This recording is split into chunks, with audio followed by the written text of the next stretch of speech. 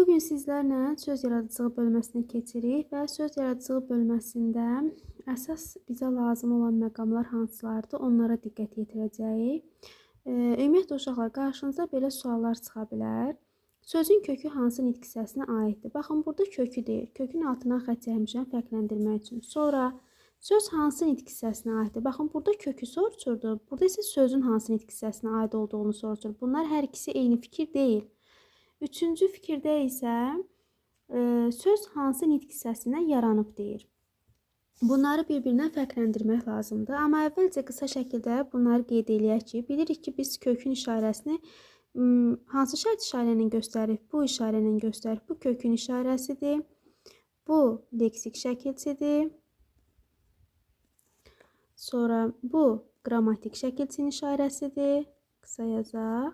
Kökün əksini göstərdiyimiz isə başlanğıc formadır. Bunun da adına deyirik başlanğıc forma. İndi biz nümunədə yuxarıda 3 sualı cavablandıraq. Burada nəyə diqqət edirik?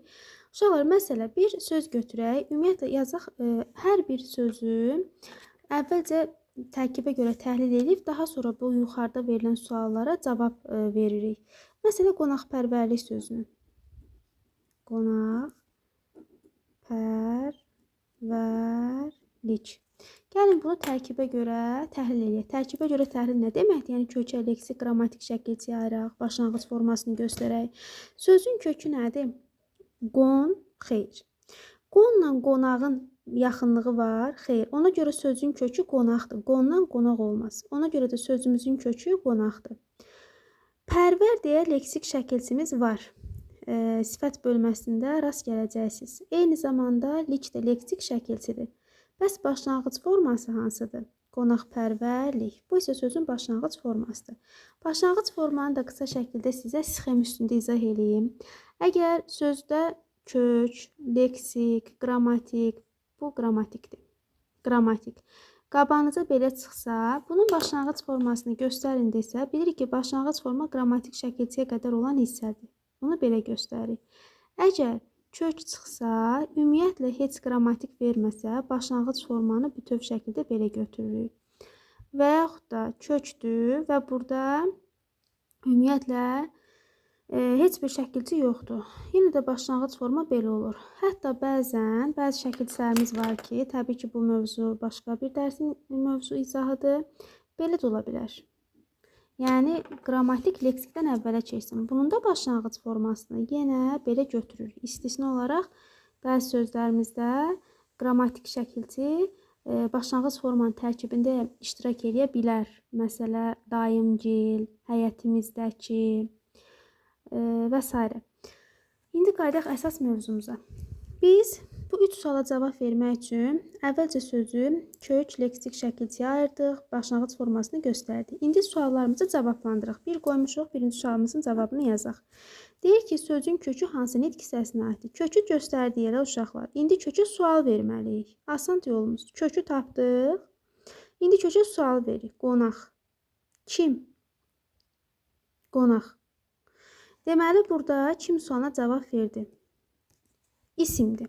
Deyir, sözün kökü hansı nitq hissəsinə aiddir? Kim hansı nitq hissəsinin sualıdır? İsmin. Deməli, birinci sualımızın cavabını tapdıq, isim. İndi ikinciyə keçirik. Söz hansı nitq hissəsinə aiddir? Yadınızda qalsın. Kökü soruşmursa da, əgər sözün hansı nitq hissəsinə aid olduğunu soruşursa da, başlanğıc formaya sual verin. Baxın, buradan belə xətt çəkirəm. Əgər sizdən soruşursa, belə. Deyirsə ki, söz hansı nitq hissəsinə aiddir? Onda nə etmək lazımdır? Başlanğıc formaya sual vermək lazımdır. Başlanğıc formaya sual verin. Onda cavabı tapacaqsınız. Qonaqpərvərlik sözünün başlanğıc forması nədir? Elə qonaqpərvərlik. İndi qonaqpərvərliyə sual verin. Nə? Hamısı bir yerdə. Baxın, başlanğıc formanın şərti işarəsinin altından yazıram. Nə sona cavab verdi? İndi deyir ki, söz hansı nitq hissəsinə aiddir? Nə də hansı nitq hissəsinin sualıdır? İsim. İndi isə belə bir şey deyim. Desək ki, sözün kökü ilə başlanğıc forması eyni nitq hissəsidir. Düzdür, səhvdir? Düzdür.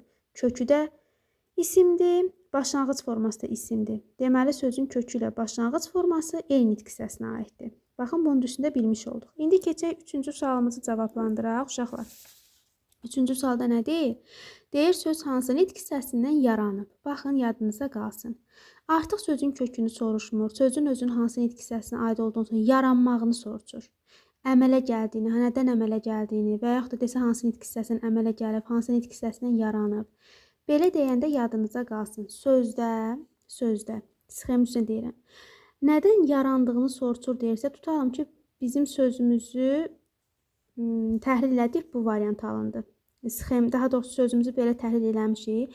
İndi biz bu 3-cü sualı cavablandırmaq istəyirik. Deyir, nədən yaranıb? Biz axırıncı leksiki silirik, üstündən xətt çəkirik. Yerdə qalana bütövlükdə nə qalırsa da ona sual veririk. Deyə bilərsiniz ki, müəllimə, bəlkə axırda leksik şəkilçi deyil, qrammatik şəkilçi ilə bitir. Ola bilsin ki, belə də ola bilər. Elə deyil, belə də ola bilər. Belə bir söz çıxıb qabağımıza, təhlil eləmişik, sxem belə alınıb. Desək ki, söz hansı nitq hissəsindən yaranıb? Qrammatikləri ümumiyyətlə silin. Ümumiyyətlə ona əhəmiyyət vermirik. Yenə qrammatik olsa da, qrammatiklər heç silirik. Yenə də axırıncı leksiki silib, ondan əvvələ sual veririk. Oldu? Ola bilsin ki, kök leksikdir.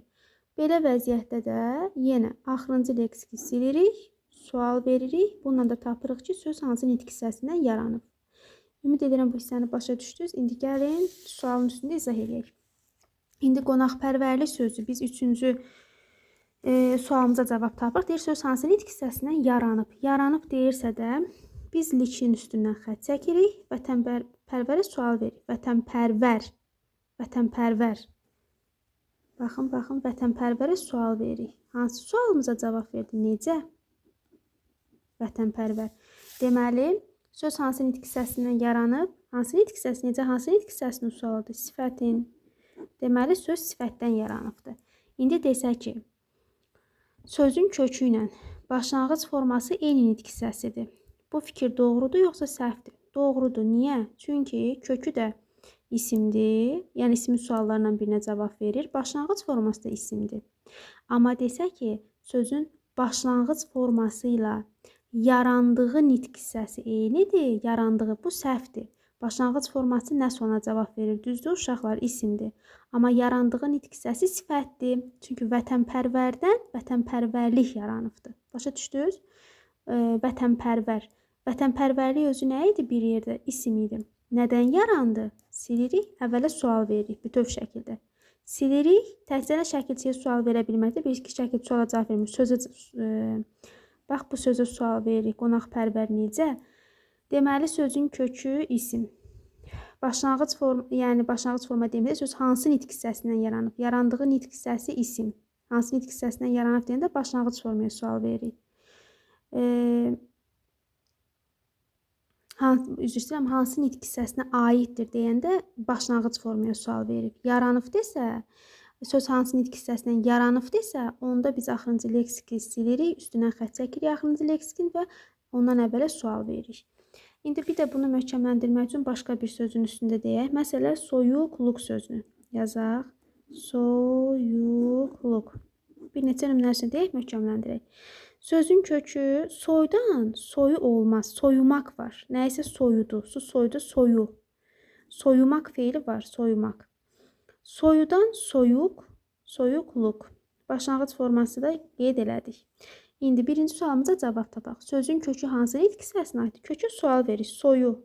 Nə et? Yəni soyumaq. Məqmək bilir ki, feil artırılır. Bu oldu feil. Baxın, üstünə birbaşa feili yazdım. Kökü feil oldu. İkinci sualımıza cavab tapaq. Söz hansı nitq hissəsinə aiddir? Deyirdik ki, onda başlanğıc formaya bütövlükdə sual veririk. Soyuqluq. Nə? Bu oldu isim. Çünki nə sualına cavab verdi? Soyu. Bu da nə et? Bunda sualını yazaq. İndi, üçüncü sualımıza cavab tapaq. Deyir, söz hansı nitq hissəsindən yaranıb? Yaranıb deyəndə və yaxud da əmələ gəlib deyəndə nə edirdik? Sonuncu leksiki silirik. Ondan əvvələ sual veririk. Soyuq. Necə? Bu da oldu sifət. Kökü soruşdu, feil oldu. Söz hansı nitq hissəsinə aiddir dedi, isim oldu. Başlanğıc formaya sual verdik. Nədən yaranıb dedi? Sifət oldu. Ümumiyyətlə, desək ki, indi sözün kökü ilə başlanğıc forması eyni nitq hissəsidir. Səhvdir. Kökü feildir, başlanğıc forması isimdir. Başlanğıc formaya niyə başlanğıc forma deyirik? Çünki bilirik ki, söz hansı nitq hissəsinə aiddir deyəndə başlanğıc formaya baxmalıyıq. Ümumiyyətlə, yadınızda qalsın, kök adı çəkmirsə, sizdən soruşursa söz hansı nitq hissəsinə aiddir? Yəni, sizə nə soruşmaq istəyir? Demək istəyir ki, bu isimdirmi, sifətdirmi, saydımı, feildimi, əvəzitimi? Siz nəyə baxmalısınız? Başlanğıc formaya. Başlanğıc formanı tapın, sual verin. Başlanğıc forma hansı nitq hissəsinin sualına cavab versə, bilin ki, odur. Başlanğıc forması oldu isim, yarandığı nitq hissəsi oldu sifət. Soyuq sifətindən soyuqluq ismi yarandı. Oldu. Sonra tanışlığı da yazağın. Uşaqlar, bir dənə dilimlə yazaq. Tanışlıq. Tanı sözün köküdür. Ş leksikdir, lıq leksikdir. Başlanğıc forması tanışlıq. İndi kökü nədir? Feil, tanı, nə et? Söz hansı nitq hissəsidir? Baxın, kökü demir. Hansı nitq hissəsidir? İkinci sualımıza cavab verir. Söz hansı nitq hissəsinə aiddir? Onda burada sual veririk. Tanışlıq. Yəni başlanğıc formaya. Nə?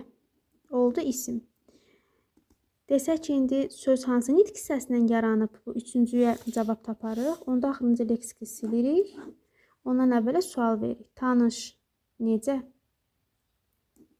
Necə? Bu da oldu yarandığı nitq hissəsi.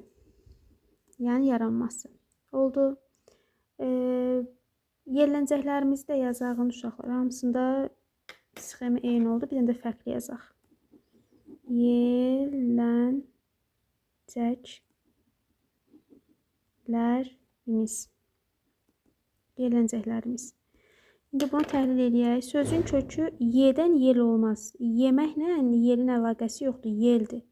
Yelləmək deyə bilirik. Yel, yelləmək, yellənmək, yerləncəklərimiz. Başlanğıc formamızı dedik, qrammatik şəkilçiyə qədər olan hissə. İndi sözün kökü hansı nitq hissəsidir deyəndə yel.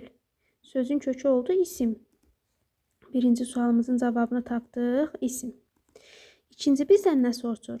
Deyir ki, söz hansı nitq hissəsinə aiddir? Başlanğıc formaya sual veririk. Yerləncək. Başlanğıc formaya sual verdik. Nə? Bu da oldu isim. Üçüncü sualımıza da cavab verək. Üçüncü sualımızda nə deyir? Uşaqlar, söz hansı nitq hissəsindən yaranıb? Sonuncu leksiki silirik. Ondan əvvələ sual veririk. Yellən. Nə oldu? Yellən. Yellənə sual verin. Bu da oldu feil. Nə et? Oldu feil. İndi desək ki, sözün kökü ilə başlanğıc forması eyni nitq hissəsidir. Düzdür, səhvdir? Düzdür. Kökdə isimdir, başlanğıc formada. Desək ki, sözün başlanğıc forması ilə yarandığı nitq hissəsi eynidir. Düzdür, səhvdir? Səhvdir. Çünki başlanğıc forması isimdir, yarandığı nitq hissəsi yellən feilidir. Görürsünüzmü? Burada qrammatik şəkilçilərin varlığının, yoxluğunun əhəmiyyəti yoxdur. Neçə dənə qrammatik olur olsun. Onlara əhəmiyyət vermirik. Yenə də nədən yaranıb deyəndə birinci birbaşa olaraq qrammatikləri silirik. Nədən yarandığını soruşanda qrammatiklərin də yenə heç bir əhəmiyyəti yoxdur. Yenə axırıncı leksiki silib ondan əvvələ sual veririk. Ümid edirəm ki, burada bir çətinliyiniz olmaz. Bir dənə də söz yazağın, onun da yekunlaşdıraq. Nə yazaq? Əsəbiləşdirdin. Bu söz yazaq. Əsəbiləşdirdin.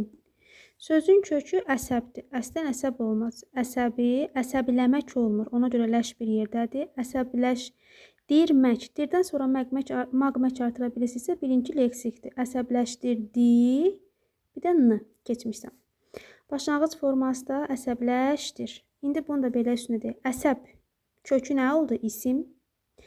Hansı nitq hissəsinə aiddir? Əsəbləşdir. Feil. Kökü isim. Nədən yaranıb dedikdə sonuncu leksiki silin. Əsəbləş. Nə et? Feil. Deməli, birinci qaydamızda oldu isim. Sualımızın cavabı. İkincidə söz hansı nitq hissəsidir? Feil. Nədən yaranıb? Bu da feildən yaranıbdır. Bu qədər. Ümid edirəm ki, sizin üçün faydalı olur.